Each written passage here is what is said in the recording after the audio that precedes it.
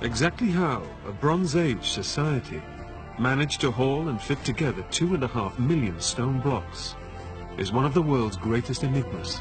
The Great Pyramid of Giza is the tomb of a god-king named Khufu. He commissioned it over 4,500 years ago as a giant fortress to keep his corpse safe for eternity. But now new evidence is revealing that Khufu may only have managed this with a fleet of specially built boats and highly trained sailors. Since the very day of the discovery, it was quite evident that we had the oldest papyrus ever found in the world. It reveals in great detail how sailors worked on the pyramid's construction.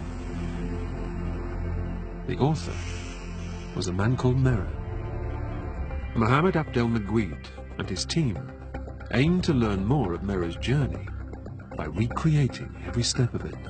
Mohammed's plan is to build a wooden cargo boat using Merah's ancient techniques and cut a casing stone from the same quarry that he used. He'll then attempt to sail the stone block across the Nile before dragging it to the foot of the pyramid. The ancient Egyptians probably dragged rocks onto their boats over wooden ramps from jetties. Merah would be worried of the loading of the boat itself. But he would have skilled men who would calculate where to put the stones and how to do it. It's clear how skillful the ancient Egyptians must have been to transport 70 tons of stone at a time.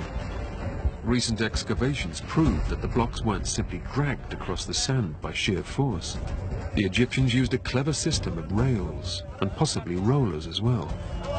Once they get going, it's surprising just how much speed they can reach with such a heavy stone. The Egyptians had an innate understanding of force, acceleration, and momentum.